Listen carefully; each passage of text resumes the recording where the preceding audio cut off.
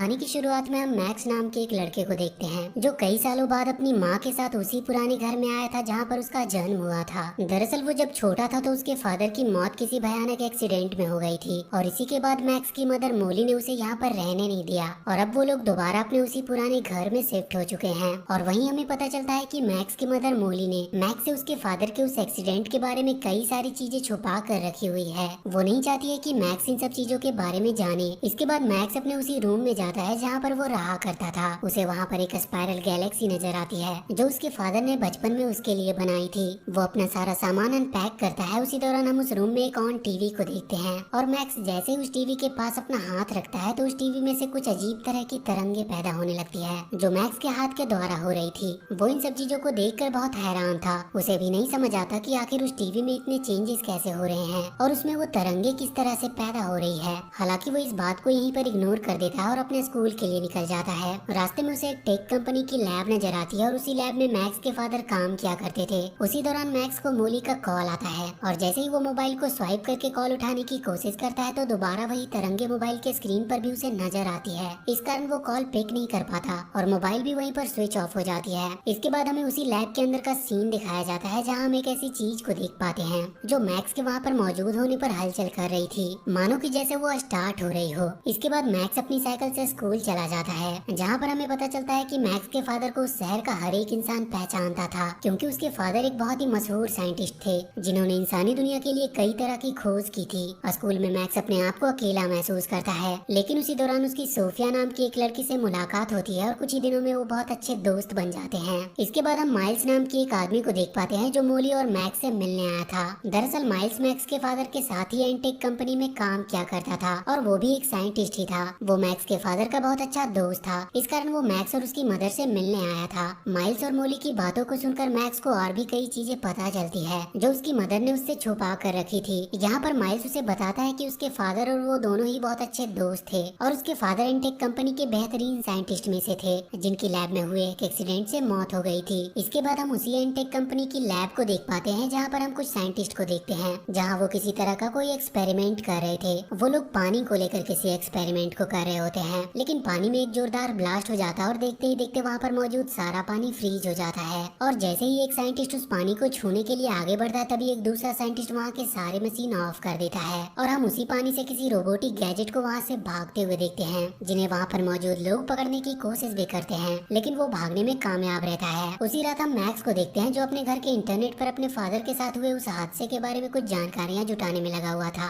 और उसी दौरान उसे पता चलता है कि जिस लैब में उसके फादर काम किया करते थे वहाँ पर बहुत पहले एक बहुत बड़ा एक्सीडेंट हुआ था जिसके चलते उसके फादर की मौत हो गई थी। इससे पहले कि वो और कुछ जानकारियां जान पाता है इंटरनेट में कुछ एरर आ जाता है जिसके चलते मैक्स को बहुत गुस्सा आता है और हम देखते हैं कि उसके हाथों में से किसी तरह की कोई एनर्जी बाहर निकल रही है और इस एनर्जी को देखने के बाद मैक्स को कुछ भी समझ नहीं आता। वो अपने हाथों को बार बार चेक करने लगता है लेकिन वो एनर्जी उसके हाथों पर ही बनी रहती है। वो समझ जाता है कि वो कोई आम इंसान नहीं है, उसके अंदर किसी तरह की कोई पावर मौजूद है जिसे वो आज तक पहचान नहीं पाया और न ही उसे कभी कंट्रोल कर पाया। लेकिन जब एनर्जी उसे साफ साफ दिखने लगी तो उसे यकीन हो गया और वो उस एनर्जी को कंट्रोल करने और उन्हें यूज करने का डिसाइड करता है। इसी कारण अगली सुबह होने पर वो जंगल में पहुंच जाता है जहां पर वो उन एनर्जी तरंगों को अपने काबू में करने का सोच कर गया था। लेकिन हम देखते हैं कि वो अपनी उस एनर्जी को कंट्रोल करने में पूरी तरह से नाकाम होता है क्योंकि उसके हाथों में मौजूद एनर्जी बहुत ही ज्यादा थी। इसके बाद हम मैक्स और सोफिया को एक रेस्टोरेंट में देखते हैं और वहाँ पर अभी भी मैक्स को उसकी वो एनर्जी परेशान कर रही थी और वो नहीं चाहता था कि इस बात की जानकारी सोफिया को मिले। इसीलिए वो वहाँ से वॉशरूम की तरफ चला जाता है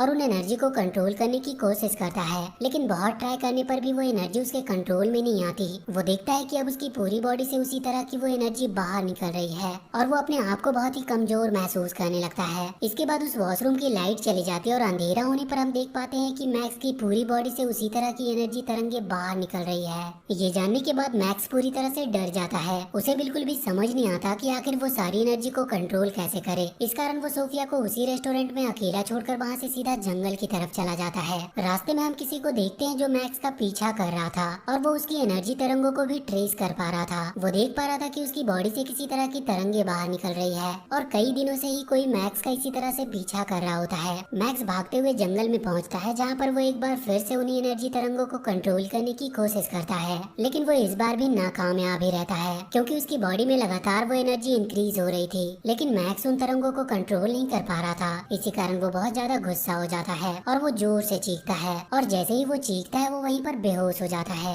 उसे जब होश आता है तो वो अपने आप को अपने घर में पाता है, और इस बात से वो बहुत हैरान था क्योंकि जब वो बेहोश हुआ था तो वो तो जंगल में था। उसे समझ नहीं आता कि वो अपने घर पर कैसे आया। टी शर्ट उतारने के बाद मैक्स को अपनी बॉडी पर कुछ ऐसे निशान नजर आते हैं जो उसकी बॉडी पर पहले नहीं थे। इस कारण वो बहुत ज्यादा डर जाता है। तभी मैक्स के रूम में हम उस रोबोटिक गैजेट को देख पाते हैं जो उस लैब से उन सारे साइंटिस्ट से बचकर भागा था। मैक्स भी उस गैजेट को देख लेता है और वो डर जाता है। इसी कारण वो वहाँ से भागकर एक दूसरे रूम में जाकर छिप जाता है, लेकिन वो गैजेट भी उसका पीछा करते हुए वहाँ पर आ चुका था। वो उस रोबोटिक गैजेट को देखकर बहुत डरा हुआ था।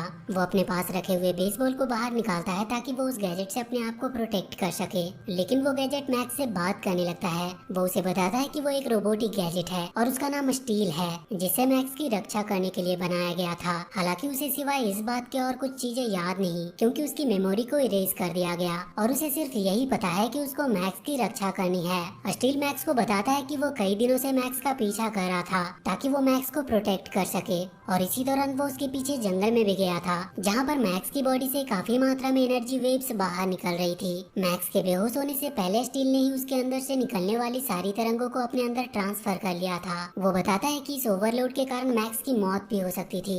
स्टील मैक्स को बताता है कि उसके अंदर से निकलने वाली एनर्जी का नाम टर्बो एनर्जी है, जिसे सिर्फ स्टील ही कंट्रोल कर सकता है, क्योंकि वो एक एलियन है जिसे हमेशा मैक्स के साथ रहने के लिए ही बनाया गया था, और इसके लिए उसे मैक्स के साथ हमेशा रहना बहुत जरूरी है। स्टील बताता है कि जब मैक्स उस लैब के पास आया था तब उसने मैक्स की एनर्जी तरंगों को महसूस किया था, और तभी वो ऑन भी हुआ था, क्योंकि मैक्स और स्टील दोनों एक दूसरे से कनेक्टेड हैं। मैक्स को भी अब स्टील की सारी बातें समझ आ चुकी थी और वो समझ चुका था कि स्टील उसके लिए कितना जरूरी है, और अगर वो उसके साथ रहेगा तो वो अपनी बॉडी से निकलने वाली एनर्जी तरंगों को समझ सकता है और उसका इस्तेमाल भी कर सकता है। इसके बाद मैक्स और स्टील दोनों जंगल की तरफ जाते हैं, जहाँ पर स्टील मैक्स को उन तरंगों के बारे में और भी कई चीजें बताना चाहता था। जंगल में पहुँचने के बाद हम कुछ लोगों को देख पाते हैं जो उसी लैब से आए थे जहाँ से स्टील भागा था, और वो स्टील को पकड़ने के लिए वहाँ पर आए थे। मैक्स और स्टील उन लोगों को देख लेते हैं और उनसे बचकर वहाँ से भागने लगते हैं। उसी दौरान हम स्टील के कुछ मेमोरीज को देखते हैं जिन्हें स्टील भी देख रहा था। वो उस दौरान उसी हादसे को देख पाते हैं जो उस लैब में हुआ था,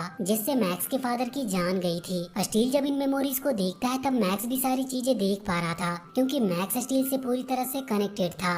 इसके बाद हम मैक्स को देखते हैं जो हमेशा स्टील को अपने पास ही रखता है। वो उसे अपने स्कूल बैग में रखकर स्कूल जाता है। वहीं उसके पास सोफिया आती है जो उसे लंच के लिए ले जाना चाहती थी, लेकिन मैक्स उसे मना कर देता है क्योंकि उसके साथ स्टील भी मौजूद था और वो नहीं चाहता था कि सोफिया को इस बारे में कभी कुछ पता चले। इस कारण वो वहाँ से चला जाता है। इसके बाद हम स्टील को देखते हैं जो मैक्स को अपनी उन पावर को कंट्रोल और उन्हें यूज करने के तरीके के बारे में बता रहा था। यहाँ पर हम देखते हैं कि मैक्स भी अब अपनी बॉडी से निकलने वाली तरंगों को पूरी तरह से कंट्रोल कर पा रहा था और उन्हें यूज करने के लिए भी अब पूरी तरह से तैयार है। उसी दौरान स्टील मैक्स को बताता है कि हमें हर तरह से पूरी तरह से तैयार रहना है ताकि हम हमारे दुश्मनों से सामना कर सके। उस दौरान मैक्स और स्टील पूरी तरह से एक दूसरे से कनेक्ट हो चुके थे। तभी हम देख पाते हैं कि मैक्स की बॉडी पर एक आर्मर आ चुका है जो उसे प्रोटेक्ट करने के लिए बनाया गया था, और वो मैक्स और स्टील के कनेक्ट होने के बाद उसकी बॉडी पर आ चुका था, और अब वो दोनों एक दूसरे से पूरी तरह से कनेक्टेड थे, और इसी कारण अब स्टील की सारी मेमोरी को मैक्स भी देख सकता था। इस दौरान मैक्स उसी दिन के कुछ सीन को देख पाता है जिस दौरान कुछ एलियन ने मैक्स के फादर के उस लैब पर अटैक किया था। स्टील उसे बताता है कि उन एलियंस को अल्ट्रालिंक्स एलियंस कहा जाता है, जिन्होंने उस लैब पर अटैक करके एक बहुत बड़ा ब्लास्ट किया था,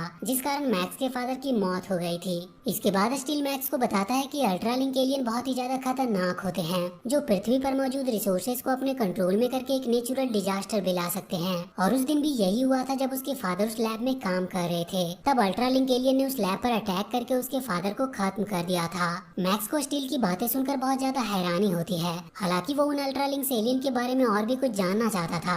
इसी कारण वो अपने फादर के दोस्त माइल्स के पास पहुंचता है। माइल्स मैक्स को एक डिवाइस के बारे में बताता है, जिस डिवाइस की मदद से वो कई तरह की एनर्जी को स्टोर कर सकते थे, और मैक्स के फादर भी उसी डिवाइस के जरिए बहुत सारी एनर्जी को स्टोर करने की कोशिश कर रहे थे। लेकिन ओवरलोड होने के कारण वहाँ पर एक बहुत बड़ा ब्लास्ट हुआ, जिस कारण से उसके फादर की मौत हो गई। माइल्स की बातें सुनने के बाद मैक्स पूरी तरह से कंफ्यूज था, क्योंकि स्टील ने तो उसे कुछ और बताया था और माइल्स उसे कोई और दूसरी कहानी बता रहा था।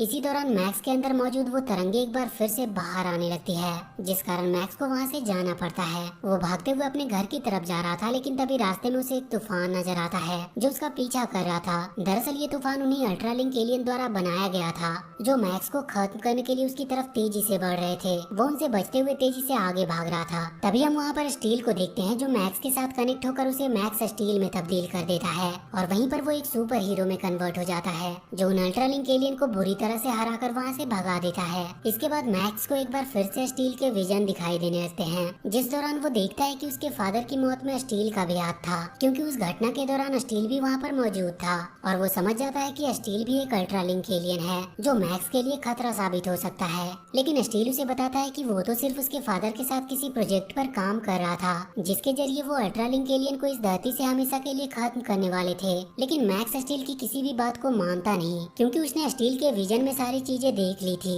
और इसीलिए वो वहाँ से चला जाता है। जैसे ही मैक्स अपने घर पहुँचता है तो वहाँ उसे वही लोग नजर आते हैं जो स्टील का पीछा कर रहे थे, जिससे मैक्स पूरी तरह से घबरा जाता है क्योंकि उसे लगता है कि वो लोग उसे भी नुकसान पहुँचा सकते हैं। मैक्स की मदर मोली भी घर में ही मौजूद थी, इसलिए वो बहुत बुरी तरह से घबराया हुआ था और वो अपने घर नहीं जाना चाहता था क्योंकि वो नहीं चाहता कि उसकी मदर के सामने वो लोग उसे पकड़कर वहाँ से ले जाए। इस कारण वो माइल्स को कॉल करके सारी चीजें बताता है। माइल्स मैक्स को बताता है कि वहाँ पर आए हुए वो लोग एंटेक कंपनी के लिए काम करते हैं और उन्हें स्टील के बारे में भी सारी बातें पता चल चुकी है। उन्हें पता चल चुका है कि मैक्स और स्टील दोनों एक दूसरे से इंटरकनेक्टेड हैं। इस कारण वो मैक्स को भी पकड़ना चाहते हैं। इस दौरान माइल्स बताता है कि उन्हीं लोगों ने मैक्स के मदर मोली को भी किडनैप कर लिया है, जिसे उन्होंने उसी लैब में रखा है। इसके बाद मैक्स सीधा सोफिया के घर जाता है, जहाँ वो उसका ट्रक लेकर उसी लैब की तरफ जाने लगता है। इसके बाद हम मोली को देखते हैं और हमें पता चलता है कि एंटेक कंपनी की मालकिन कोई और नहीं बल्कि मोली ही है और वो मैक्स को ढूंढने के लिए अपने लोगों को वहाँ पर भेज देती है क्योंकि उसे भी सारी चीजें अब पता चल चुकी है।